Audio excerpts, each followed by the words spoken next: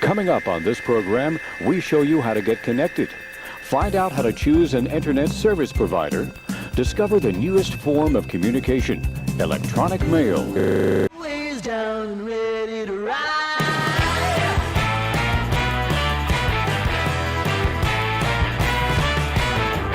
One by one, billion by billion, been holding up half the sky. Raise your hand if you're ready and willing, if you know it's time. Time for a girl on time. Time for a girl on time. Time for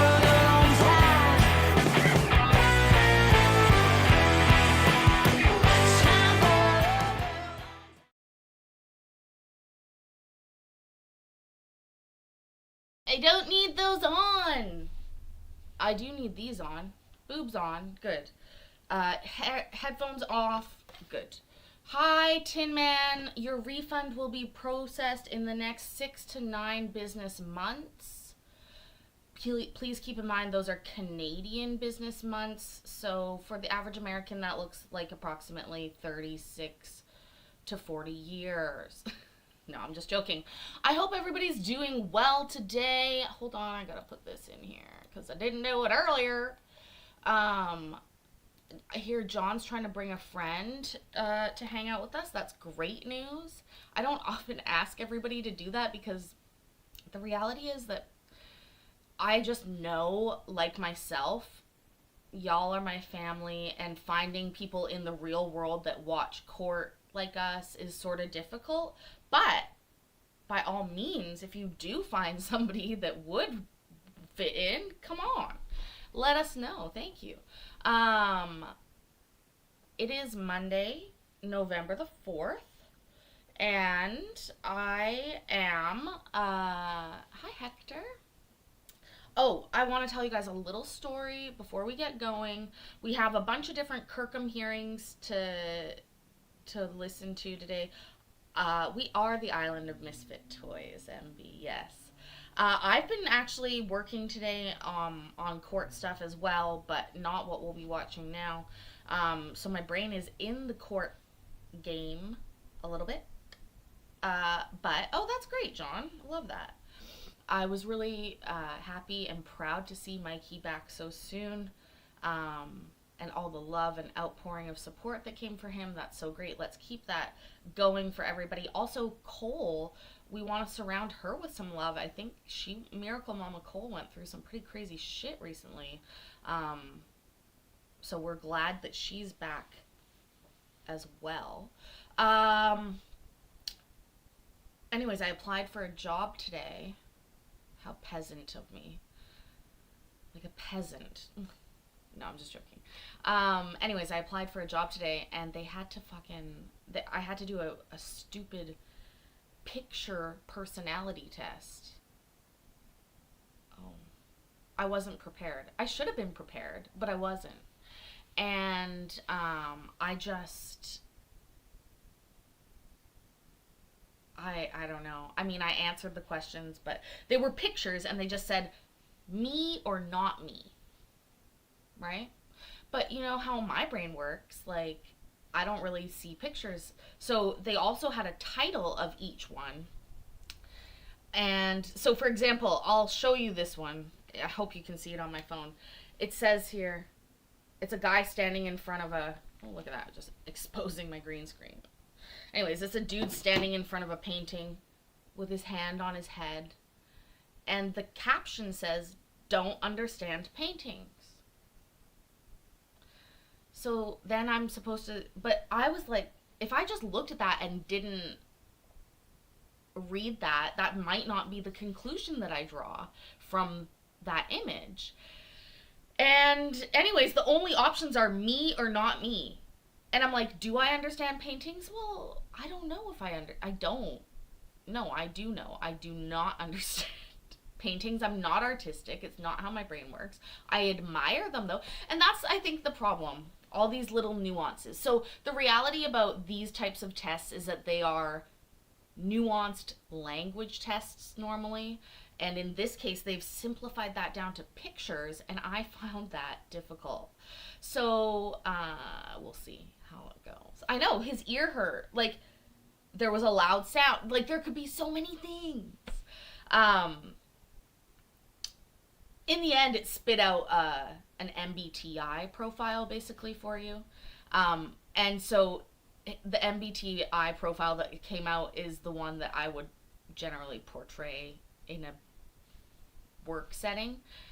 I have to rein myself in a little bit in work settings, so it tracks. But anyways, it's part of what I did today. I also made a resume for applying for that job. And MBTI is a personality theory that you can do easily online, and it'll give you 4 letters of your personality. The first one is E or I, so extroverted or introverted. The second one is N or S, which is intuitive or sensing. And then the third one is F or T, which is like feeling or like logical, I think. And then the last one is, what is the last one? P and J. The J's. I'm not a J. I don't even know what it, oh, judging? I don't even know. Anyways, I'm a P. Anyways, let's keep going. I'm probably not gonna. If they want personality profiles, I'm probably not gonna do well at a job, but we'll see how we go. Anyways, so I'm an ENTP normally. That's who I am when I take the test. Also, those tests are only good for people that believe in that kind of stuff. If you don't believe in it, it's not useful as a tool for managers. When I first found out about it, I was pretty obsessed with it, and I managed a dispensary, and I had everybody take the test that worked there. Except for the dude that was like, I don't fucking like this shit. I don't want to do that. And I was like, oh, cool. No problem. Don't need to deal with him. Like, don't need the profile for him. But, oh, Casey, I'm assuming Casey Carey, but that's been happening to people lately. Their profile's not showing up and chat not being allowed. So it might go away. It might get better, I hope. Christopher, I was just thinking of you. Hi. First of all, 2 things. You came up on my, I got a new, like, YouTube dashboard type of thing.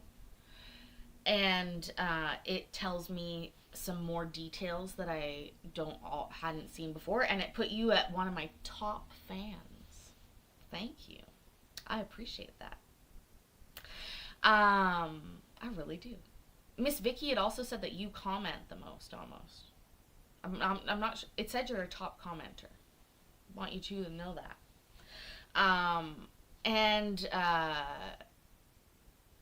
But yes, there's always somebody like that at a job who doesn't want to do whatever. And the whole point is, for that person, you manage them without that tool.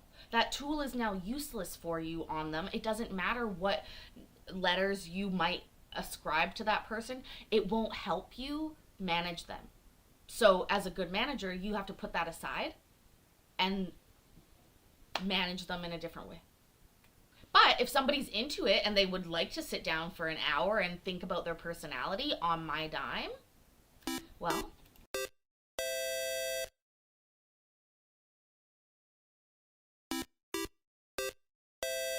oh, Chris, the known and revered gifter, thank you so much. And also, look at that, Bill. Cookies or log in on time? Cookies. Also, thank you so much, Chris. That's awesome. Look at James got a membership. Hi, Tony. So yeah. Anyways, the whole point being, it's a good management tool. I don't think it's a great blind management tool. Like a tool that you use when you haven't met the person before. That seems lazy to me. But maybe I'll shut up about that until I get the job or not. Where is it? It's right here, Paisley. Judge Kirkham. Let's start there.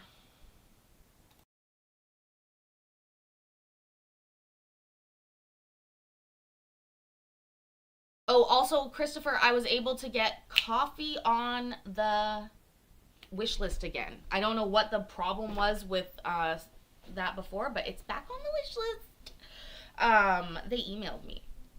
They're like, bitch, you can put coffee on. I'm like, okay, thank you. They didn't say bitch. It's Amazon. They're a little more formal. Is now in session with the honor. Hold on. They said Paisley.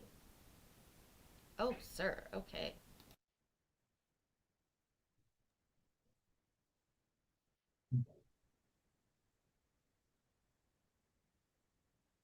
Okay, just a moment, please, to open the record.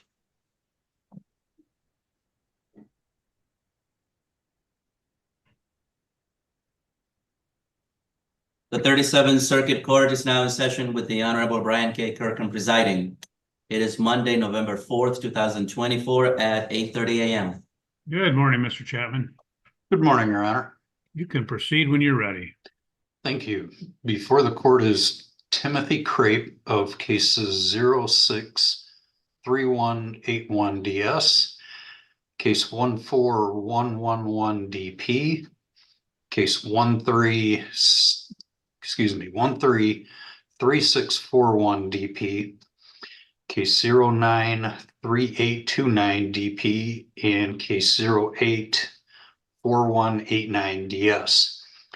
Mr. Crape is here today after failing to appear before referee Croteau on February 15th, 2024. In the 2006 case, bond is currently set at $1,297. This is the 14th bench warrant. In the 2014 case, bond is currently $1,389. This is the 7th bench warrant. In the 2013 case, bond is currently $1,193. This is the 5th bench warrant. In the 2009 case, bond is currently $1,679. This is the 11th bench warrant. And in the 2008 case, bond is currently $1,939. And this is the 10th bench warrant. He reports that he is employed. I zoned out. And then I do that sometimes. But I kept hearing him say like the same thing. So are these all different cases, all different mamas? How many was that? Sir! Ladies! Why are you letting him nut? It's not 17 kids, is it? Fuck me. Working all day. I slaved away all day, capturing courts left, right, and center that we don't always see so that I can create content for you people. And then I download this as an easy thing. And in front of me, I have the prolific baby maker over here. I'm just joking. I know it's not 17. Y'all be talking about the colors up here. I have nothing to take care of. Or I have nothing to do with it. Joseph Willoughby. So many. I knew a guy in Middleton that had 87 bench warrants. But these are all kids. Joseph, this isn't just a crime. These are children. It's a little more. It doesn't take that long to make one. I'll tell you. But to take care of one, so. That was kids too? 87 bench warrants? Well, but bench warrants don't necessarily equate to children. Cases do. But I will say, I love it, Joseph. I hate it, but I love it. Thank you for the facts. At Prairie Farms. Last payment made on these accounts was on October 30th of 2024. That was through income withholding, which has been in effect since March of 2024. Front of the court recommends that bonds be canceled in each of these matters, allowing Mr. Crape to be released. And at this point, I don't see a need for a follow-up hearing. Okay, great. Mr. Crape, you understand what the front of the court's asking for because you're paying through income withholding that they're going to cancel your bond. That will allow your release and there will not be a hearing set. So you'll be able to go back to work. What? Okay. The reason I had a bench warrant because my address, I have changed. I don't live at that address no more. And You have to notify the front of the court of a change of address. Okay. I understand. When you get out, go to the front of the court and just check, and there's a form you just fill out saying, I'm changing my address, making sure that it's correct. Because apparently at some point they got mixed up and they didn't have it, or somehow it didn't get to the file or something. I don't know. Okay. So we're going to do that. It's going to take, they'll take probably about an hour or so to get the orders done and get it done. So you won't be able to get out immediately, but you will be able to get out this morning. Okay. Thank you, Your Honor. Okay. Thank you. You have a good day. Thank you, Mr. Chapman. And that's all I have for today, Your Honor. Okay. Thank you. All right, take care, Jeff. We'll see you Wednesday. See you, Jesus. All right, Bye, Jeff. You're looking let's go good. to our other hearings. Jeff is looking good. I'm so happy for him.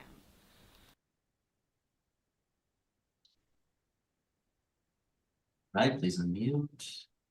I actually will mute Jesus. Hey, we got all the ingredients here. Is that your client, John? Good morning, Hello. Mr. Sullivan.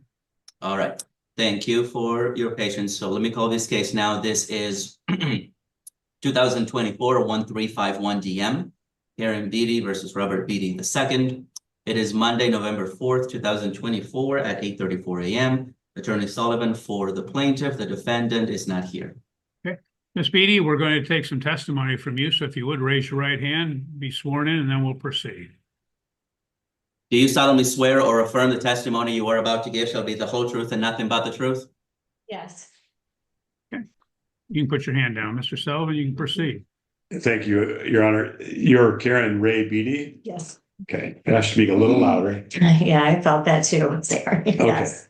So on May 2nd, 2024, did you come into my office and sign a document entitled Complaint for Divorce? Yes. And before you signed the document, did you read and understand the paragraphs in the complaint? Yes. And the information in the complaint in the paragraphs true and accurate at the time that you signed it? Yes. Does the information remain true and accurate? Yes. And you state in paragraph 14 that there's been a breakdown in the marital relationship to the extent you're no longer able to remain married. Does that remain true today? Yes. Without getting into great detail, can you indicate to the court what leads you to that conclusion? My husband sought companionship outside the marriage. All right, fair enough. Oh, that's so broad. What are we guessing? He sought companionship outside of the marriage. That is so broad. Objection, Your Honor. Overly broad. Tell us the tea. Spill it. It was so tactful. Almost like they know somebody's here, listening, watching.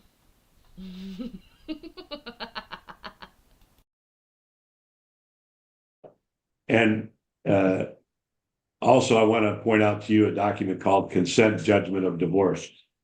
Are you familiar with this document as well? Yes. And did you also come into my office and sign this document on 9/17/24? Yes, sir. And I see that Robert Rowe Beatty II also signed it. Do you see where his signature is? Yes. And do you recognize that signature as his? Yes. And did he come in actually on the same day that you did? Yes, sir. So this was a judgment of divorce or a proposed judgment by consent, correct? Yes. Also, there's a document called Uniform Child Support Order without front of the court services. Do you see this? Yes. And you signed that as well, correct? Yes, sir. Likewise, on the 17th, and Mr. Beatty was here as well to sign, Yes. and you recognize his signature on that document. Yes, I do. And finally, you signed a document called Advice of Rights regarding use of front of the court services on 9/17, correct? Yes. And Mr. Beatty did in your presence as well? Yes, he did. Okay, and so you're familiar with and understand the rights concerning the use of friend of the court services or not using the services? Yes, I do. So with respect to the child. Oh, Christopher Angleby, thank you so much. Look at you gifting memberships. Members only, we do on Sundays. Every Sunday. This is... Oh, you guys make me laugh so much in the chat. I love the side chat. Or, I don't know, the up top chat. NPC! Oh my gosh.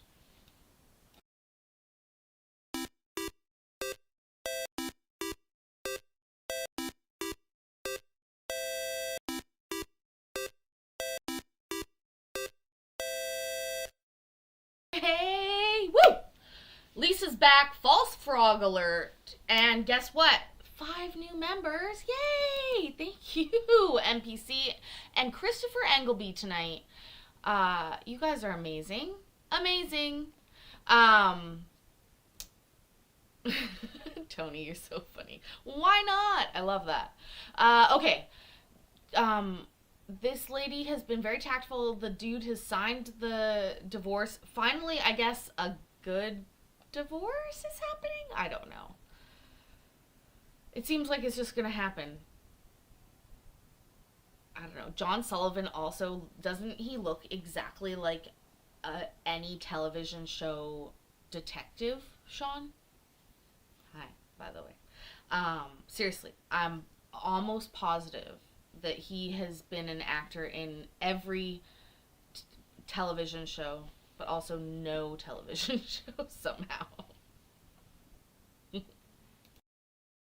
Child support order, the order exempting the case from friend of the court services, and the consent judgment of divorce. Would you like the court to sign and enter those documents? Yes, please. Okay, thank you, Your Honor. Court is satisfied that the testimony does establish the statutory basis. There has been a showing there's been a breakdown of the marital relationship. Ms. Beatty, I'm informing you that should at any point you have some difficulty or support is not being paid, you have a right to come back in and ask that it would be paid through the front of the court. So just so Yes. you're aware of that. Thank you. Court will sign the consent orders in this matter. That will conclude your case. Good night, Christopher. Work to do. I hope you don't have a broken heart. We love you. Thank you. Also, Judge just said, hey, remember, you can bring him back to court if he's being a deadbeat. Thanks, Judge. You will be divorced. I'm signing them after this hearing, so you'll be divorced, and best of luck to you, ma'am. I hope everything works out for you. You have a wonderful day. Thank you, you too. Thank you, Your Honor. Okay, one quick thing, John, I do not have a copy of the order opting out. Could you send us another one, please? Yeah, I sure can. I can drop it off to the clerk's office today. Yes, please. Yeah, because I think thought I just that realized wasn't in now. the packet. I didn't see it there. The judgment and the UCSO are there. I didn't see the order opting out, but I see the FOC approved everything. Okay, sure. I'll drop off the. You have the domestic route judgment information form, correct? Yes. All right. Yeah, I'll drop off three copies of the order. Okay, thank you. Thank you. Thank you. Thank Have you, a Your good Honor. day. You too. All right. Bye-bye. Want to be in that other one here.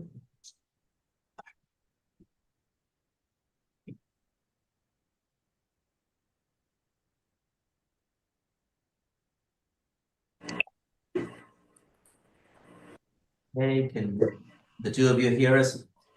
I can. Ms. Young? I can. Okay, thank you. This is case number 2000. What is going on here? They sound exactly the same, first of all. There's no difference to their pitch. This is like a horror movie that came after Halloween.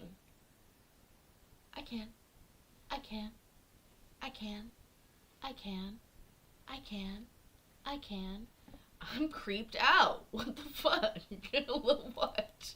She pops up and they look the same. Were they married? Are they sisters? What's going on?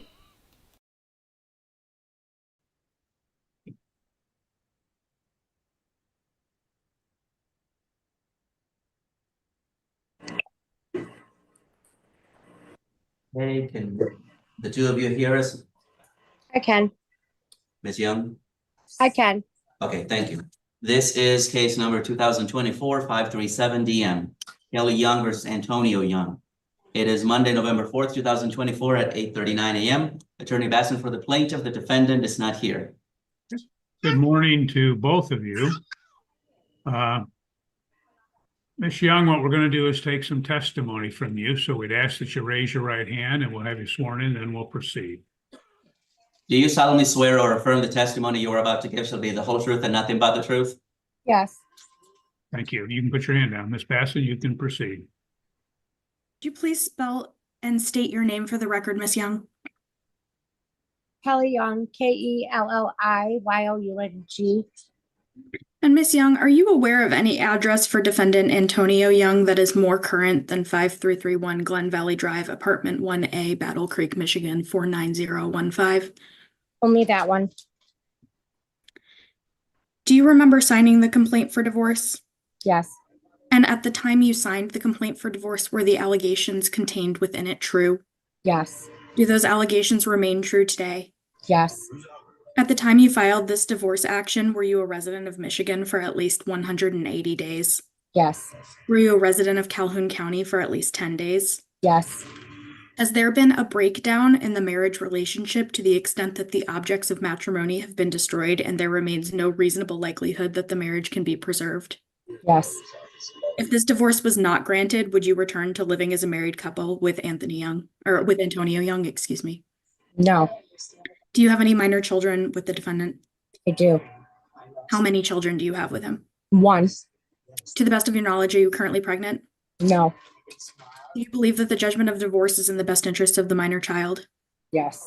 Do you believe that the property and debts in this matter are divided equitably? Yes. You understand that spousal support is not awarded either party and the issue is not reserved? Correct. You understand that you could have gone to trial in this matter? Yes. And that outcome of the trial could have produced better, the same, or a worse outcome than the judgment of divorce? Yes. And knowing this, do you still wish for the court to enter this default judgment of divorce? I do. Your Honor, this time plaintiff requests that the court enter the default judgment of divorce as submitted by plaintiff. Court is satisfied that the testimony does establish a statutory basis. There has been a showing there's been a breakdown of the marital relationship.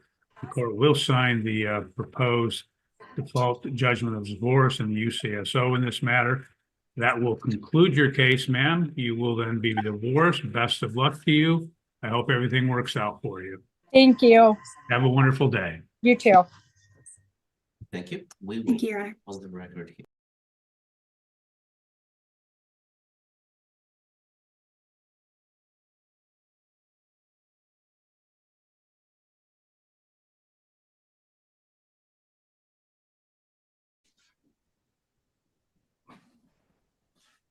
He had such a weird day today. It was so fragmented, Dale. Hi. It was seriously fragmented. Also, camera angles, people. That lawyer could have just improved everything by the angle of the camera. As such, she looked like an OnlyFans model that was zooming in instead of the lawyer, but who did a Seventh great Circuit job. Court is now in session with the Honorable Brian K. Kirkham presiding. Calling case 2023-1692 DM Carly Graham versus Sean Graham. Today is Monday, November 4th, 2024 at 10:29 a.m. This matter is before the court on the plaintiff's motion to set aside referee order in this case. Ms. Sutherland, you can Yes. proceed. Court has reviewed the file, and I note that this principally pertains to the Kia vehicle. Is that correct? Yes, Your Honor. Okay. And We got us a Kia boy here, guys. We got us a Kia boy. That might get me shut off of YouTube, right? Isn't that how it used to work? If you mentioned the Kia boys, we have the Kia boy here. Folks, why are you in court about this? Why? I understand not liking that it gets dark at 5:30, Bev. What I can suggest for you is go ahead and upon daylight savings switchover, you go ahead and do a little vibe shift at the house. So you can buy some like special little tea lights or like warm lights, just the ones that hang up like Christmas lights almost, in your house. And there's a few other things that you can do to make it feel a little cozier, which makes it a little less depressing. I understand that it can be depressing to have the sun go down so early. Like it's 4:20 right now, blaze it, but the light is waning. Also, we've had a windstorm here all day, but again, you know, this is just the way it is. This is just the way it is. She said without contractions. Little English joke for you.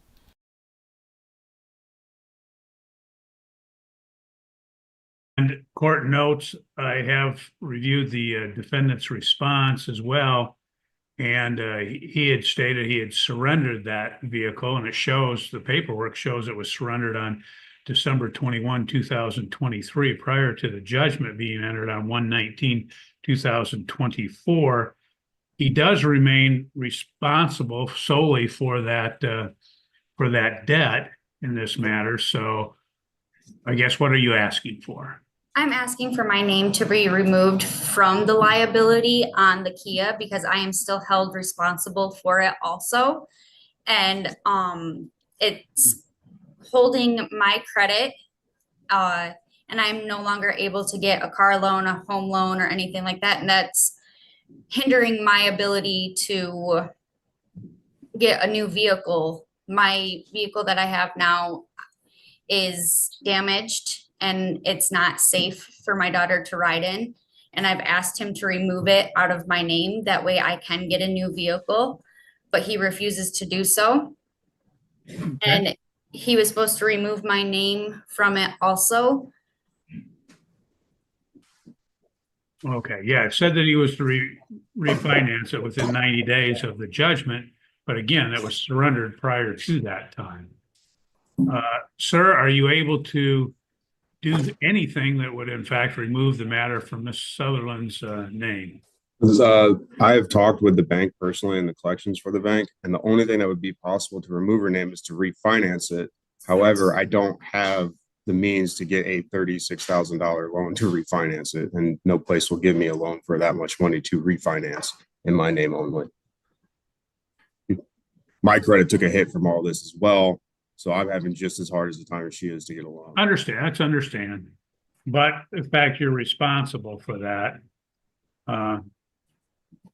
Yeah, I've been responsible ever since it's surrendered. I've made payments on time. I've set up payments with Advia Credit and Collections Agency. I haven't missed a payment. She's not had to do anything with the car itself. So I've been taking care of it ever since it's been surrendered. Okay. Well, ma'am, in this particular matter, because obviously because of the timing, it was surrendered prior to the judgment, there's not a lot the court can do in this matter other than to reaffirm that, in fact, he is solely responsible for that indebtedness, and that you're not. So perhaps the best thing that the court can do would simply state in this matter that reaffirm that, in fact, he's solely responsible on that, that he'll hold you harmless from any obligation, and that you are not responsible for that. Maybe if you did that and you had an order to that effect, maybe whoever you're dealing with would, in fact, recognize that and recognize that you're not liable. But I'll tell you, it's a little bit difficult because the court, even though you have that in your judgment, the court cannot intercede in obligations between parties and their particular creditor. So there's nothing that we can do with regard to the creditor to have that removed from your name. So I don't know if you want to try that, if you want to do an order to that effect, saying that he's solely responsible for that obligation, and that, you know, that in fact, you are not, perhaps that would assist you in going forward in this matter. I have talked to my creditor on that and who I was going through to get the car loan, and they said since it is showing on my credit as delinquent and it is derogatory, that they are still holding me accountable for the loan, and they will continue to look at it until it is off my credit, which if he continues to make the payments that he's making, it'll take 3 to 4 years for it to come off my credit. And I can't wait that long to get another vehicle, unfortunately. And they will not, because I've shown them the divorce papers and I've shown them that I'm not supposed to be held liable for it. But since it's still in my name, I am still liable if he does miss a payment, which also has my Advia bank account frozen. It has been frozen since December 2022 or December 22nd when he surrendered the car. It froze my bank account, froze all my assets with Advia. Well, what are we talking assets wise? They were nice enough to allow me to take out my paycheck, but there was money in there. Okay, I'm asking you what amount. I don't want a dissertation on what happened. There is currently no money in the account. Then they're not holding any of your money then, correct? No, because they have used it to put towards the loan and the car loan. Okay, how much was it? How much was in there that was utilized to go towards the car loan? Roughly $500. Okay. Well, get the documentation for that from Advia to show what was in there and show what they did. What the court can do is order that he would reimburse you for whatever it was that they took to go towards that car loan. And we can order that, but really that's the extent of what the court can do at this point. Also, if I do put anything in there, Okay, I'm just saying that you're not going to be able to bank at Advia then at this point, because again, they'll take anything as it relates to that debt. Yes, and we also have a joint loan through Advia, so I have to continue making payments on that loan. So I do have to still put money in there. So if any time I put money in there and he's late on his payment, they put it towards the car. Well, what you're going to have to do is you're going to have to work with them, and what I would do is not put money in there, but write, if you would, is get a different account, write whatever it is that you owe on that joint loan, write that amount and pay, like make a payment to Advia on that, but don't have anything go through an account that they could possibly execute against. Yes, Your Honor. So find out what, get your paperwork to show what you had that they seized to go towards that debt, and the court will order that he reimburse you that amount, and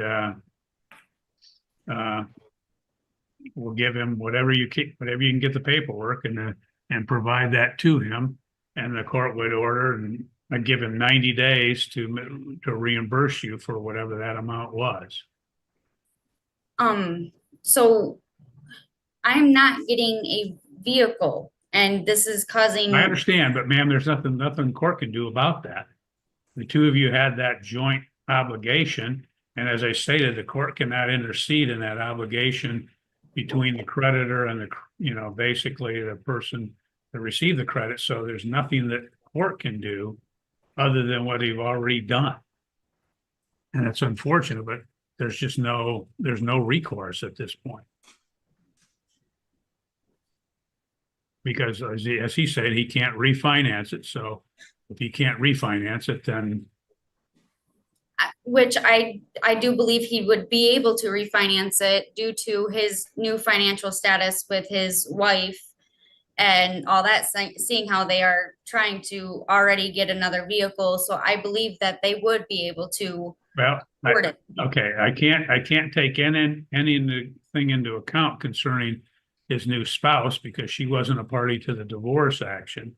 And so the court can't, it might be based upon her credit that they're getting the car. I don't know that. So again, unfortunately, there's nothing the court can do in this matter other than what I've previously stated to you. So you can do an order, which, as again, would state that he's solely responsible for that and that you're not. And that he is responsible for repaying that solely by himself, and that you would be reimbursed for anything that they might have seized from the account to go towards that vehicle. But that's the extent of what the court can do. So I will let you prepare an order to that extent. You can submit it under a 7-day notice of entry, and that's all the court can do today. So you're free to go. Have a good day. Thank you, Your Honor.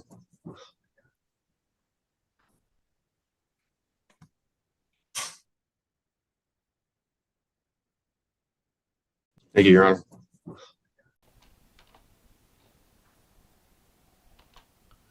Well, he has a type.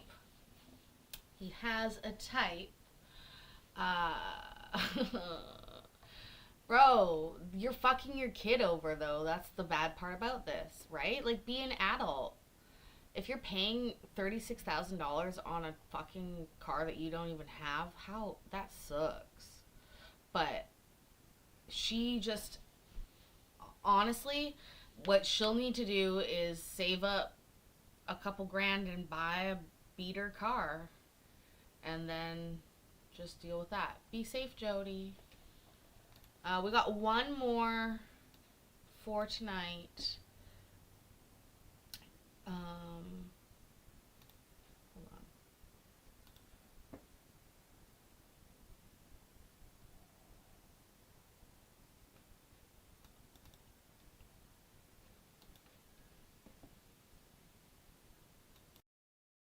Yeah, it is on my fucking credit that we're getting a new car. And thank God, because we need a new car. It's been terrible since we haven't had a car.